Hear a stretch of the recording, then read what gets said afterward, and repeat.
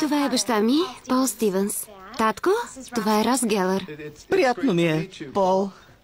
Предпочитам приятелите на Лиз да ме наричат господин Стивенс. Разбира се, господин Стивенс. Рос, какъв ти е проблемът? Моля? Защо не си намериш гадже на твоята възраст? Смешно. Не е смешно. Не ми е приятно, че излизаш с дъщеря ми Рос. Добре.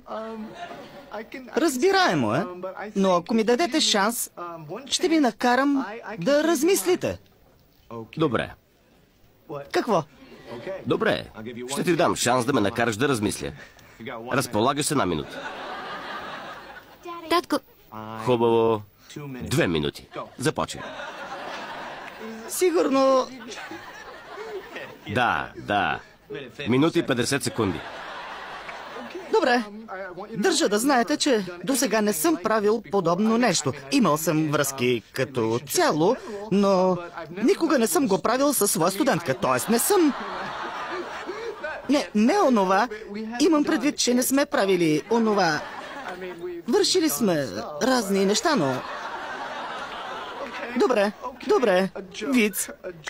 Да разведри настроението. 2 мъже отиват на бар. Единият е ирландец. Аз съм ирландец. И ирландецът излиза победител. Рос! какво съвпадение, че те срещаме? Господи, благодаря ви. Господин Стивенс, запознайте се с приятелите ми. Това са Фиби, Моника и Чандлър. Значи вие сте бащата на Елизабет, а?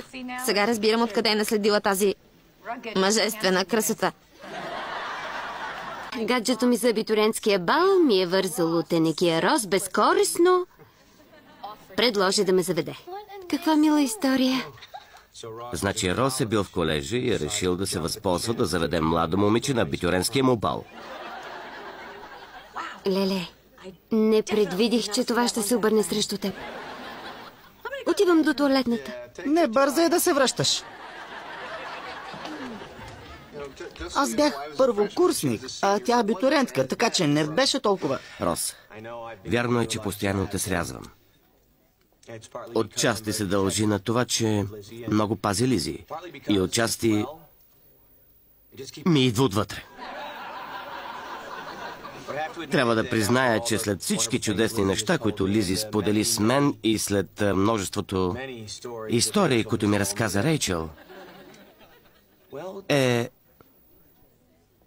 не си съвсем лош. Не съм съвсем лош.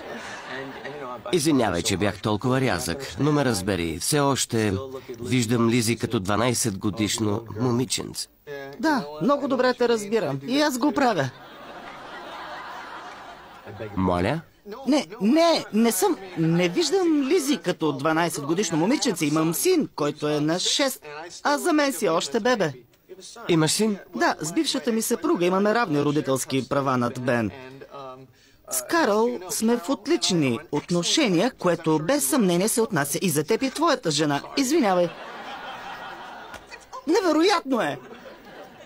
Няма нищо, просто не знаех, че си бил женен. Да, бяхме, но беше просто... голяма пиянска грешка.